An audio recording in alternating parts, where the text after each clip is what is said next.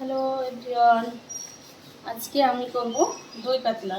তার জন্য আমি প্রথমে মাছটা ম্যারিনেট করার জন্য হলুদ এবং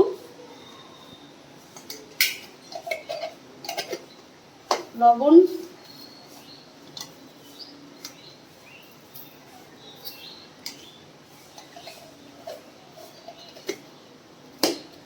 আর একটু সাদা তেল দিয়ে নেব, কারণ সাদা তেল দিয়ে ম্যারিনেট করলে মাছটা খুব সুন্দর এবং মসৃণ হয়।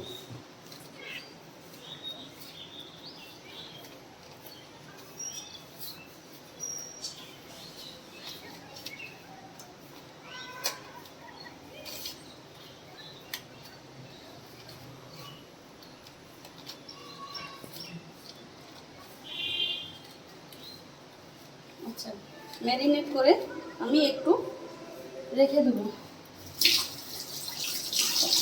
তারপর আমি দেখে নেব যে এই দই কাতলা করার জন্য কি কি উপকরণ লাগছে। প্রথমে আমি পেঁয়াজ বেটে নিয়েছি দুটো, এবং এটা হচ্ছে আদা রসুন পেস্ট। আর এটা প্রায় 5 মিনিট ভিজিয়ে রেখেছিলাম মুড়ি, কাজু বাদাম এবং পোস্ত, সেটা আমি বেটে নিয়েছি। আর এটা হচ্ছে ফেটানো টক দই। তো এবার যাওয়া যাক মূল রান্নায়।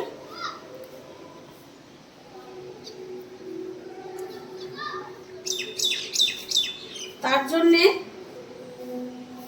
আমি এখানে ওভেনটা ধরিয়ে নিলাম এবং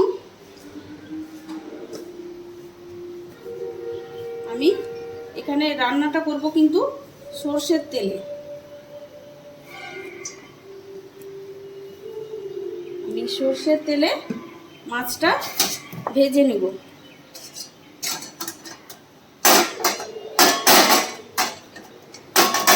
তেলটা আমি হাই ফ্লেমে একটু গরম করে নিব।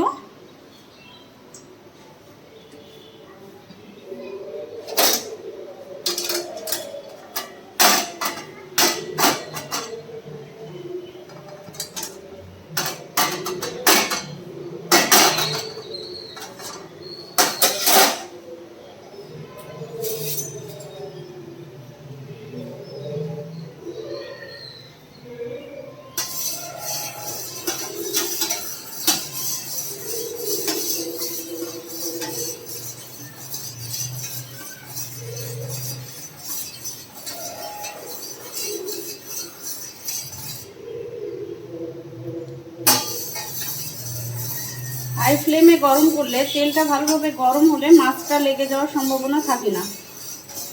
তার জন্য আমি তেলটা ভালোভাবে গরম করে নিচ্ছি।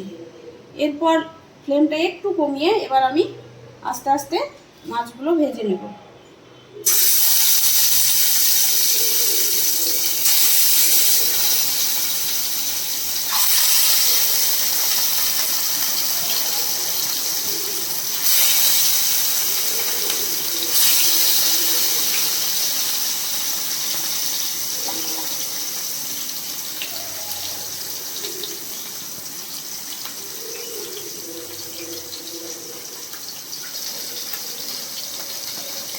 মাছ কিন্তু আমি খুব বেশি ভাজবো না, কারণ দই কাতলা করার জন্য মাছ বেশি ভাজে কড়কড়ে করে ভাজলে মাছটা বেশি স্বাদ হয় না। এর জন্য আমি হালকা বাদামি রঙের হয়ে এলেই মাছটা উল্টে দেব।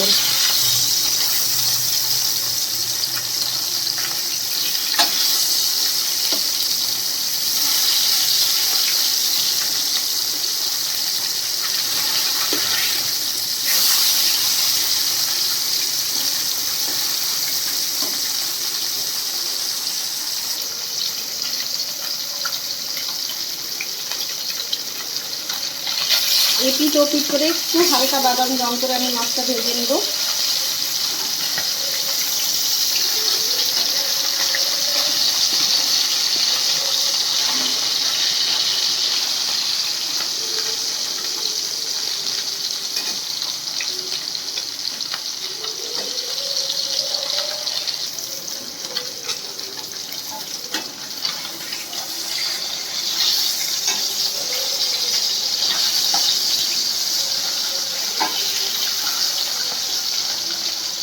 আলু পেঁয়াজ মাছটা কিন্তু এইভাবে ভেজে নিতে হবে।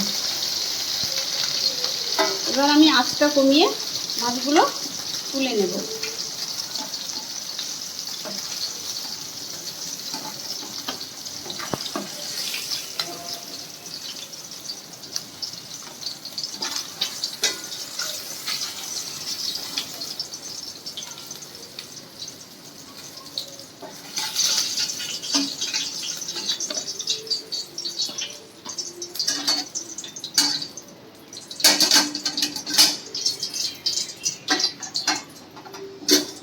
এবার ওই একই তেলে আমি দিয়ে দেব একটু গরম মশলা, কয়েকটা এলাচ,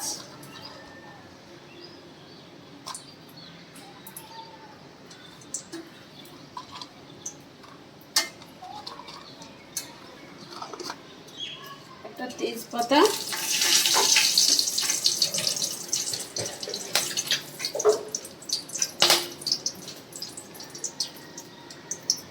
এবং শুকনো লঙ্কা।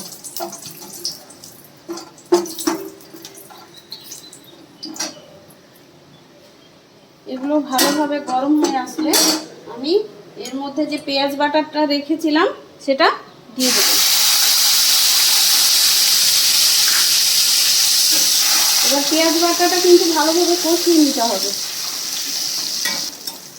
লো টু মিডিয়াম আঁচে পেঁয়াজ বাটাটা কষিয়ে নেব।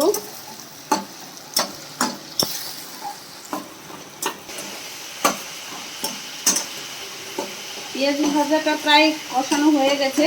এবার আমি এর মধ্যে অ্যাড করব আদা রসুন পেস্ট।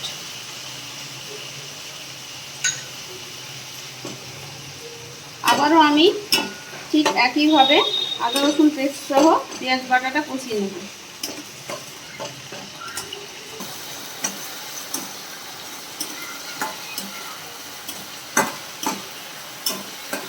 কারণ ভালোভাবে যদি আমরা মশলাটা না কষি তাহলে এর একটা যে গন্ধ সেটা থেকেই যায়।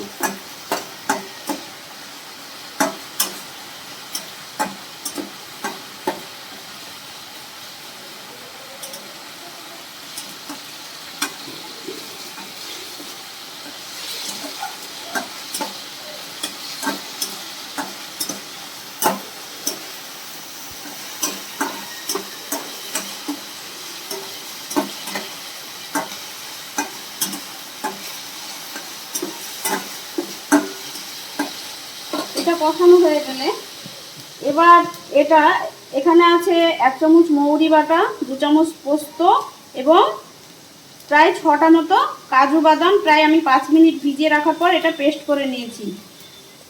এটা দিয়ে দেব।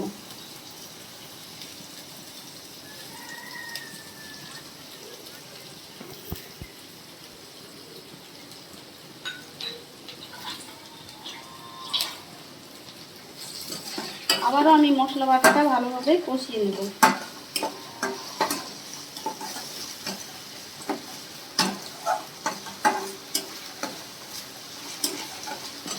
এটা কিন্তু ঘন ঘন নাড়তে হবে, কারণ কাজু বাটা দেওয়ার পর লেগে যাওয়ার সম্ভাবনা অনেকটাই থাকে কড়াইতে।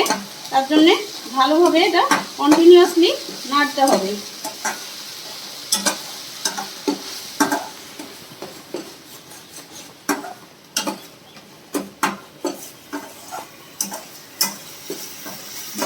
এটা যতক্ষণ না এই মশলা বাটা থেকে তেল বের হবে ততক্ষণ আমি এটাকে কষিয়ে নেব।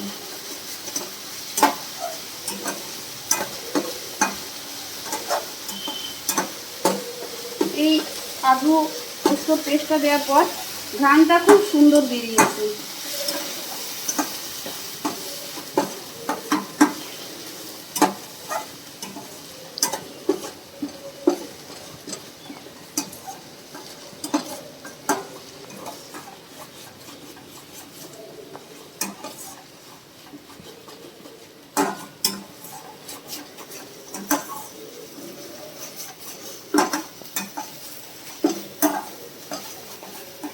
এরপর আমি এতে অ্যাড করব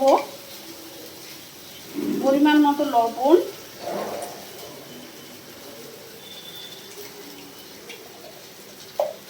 এবং এখানে রয়েছে ধনিয়া আর জিরে গুঁড়ো, এটা আমি অ্যাড করব।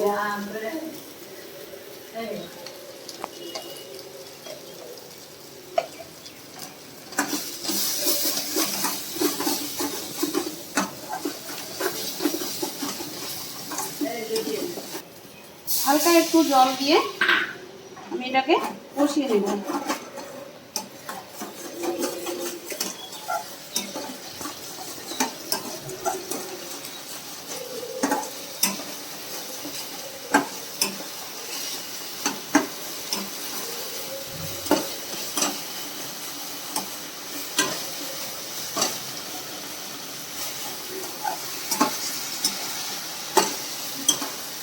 দেখুন বন্ধুরা, আস্তে আস্তে কিন্তু এই কষানো মশলা থেকে তেল বেরিয়েছে।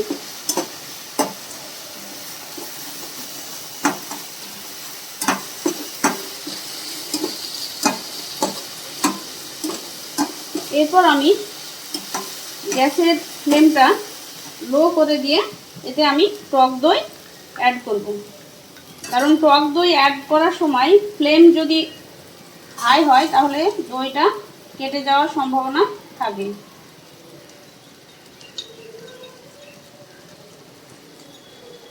এখানে প্রায় 4 চামচের 2 চামচ মতো আমি দই অ্যাড করলাম।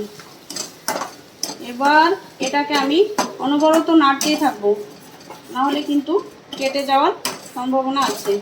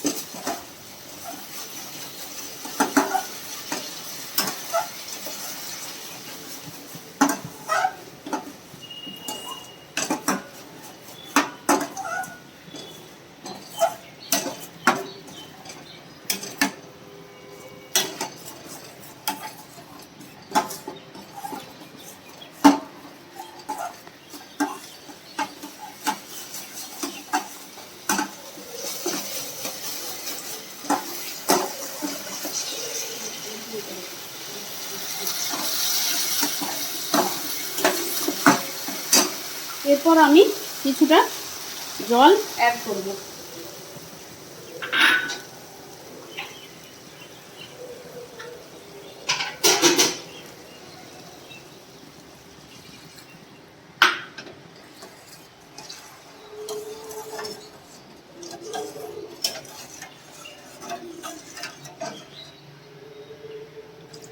কারণ মাছটা সিদ্ধ হওয়ার জন্য একটু জলের প্রয়োজন।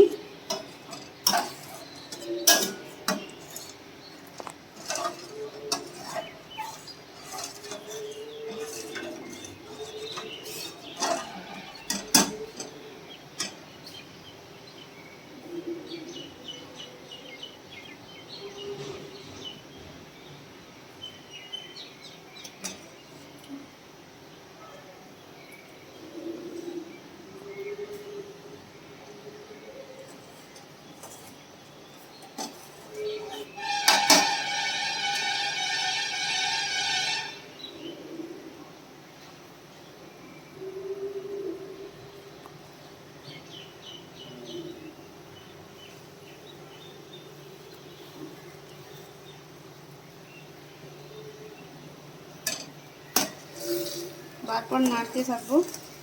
দেখুন বন্ধুরা, আমার ঝোলটা ফুটে এসছে। এবার আমি এতে যে ভেজে রাখা মাছগুলো ছিল সেইগুলো অ্যাড করব।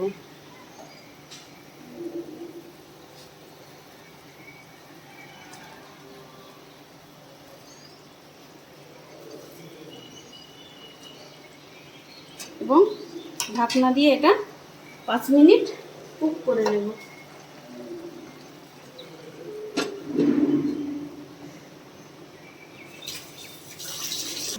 প্রায় 5 মিনিট কুক হয়ে যাওয়ার পর আমি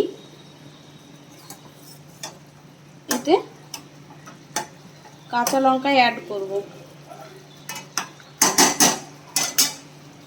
কিছুটা কাঁচা লঙ্কা অ্যাড করব।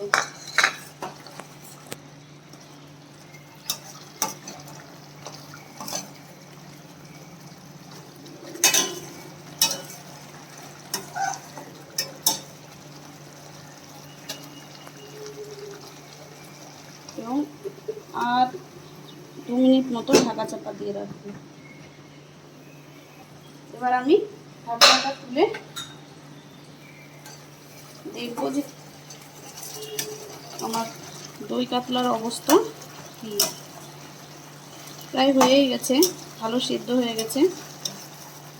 এবার আমি আঁচটা কমিয়ে দেব।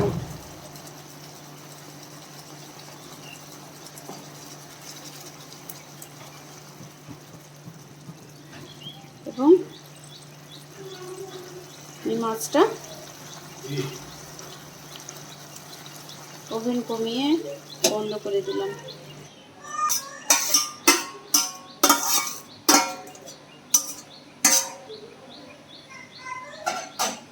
দেখুন বন্ধুরা, মাছটার কালার কত সুন্দর এসেছে। এরপর আমি কিছুটা বেরেস্তা এরপর ছড়িয়ে দেব।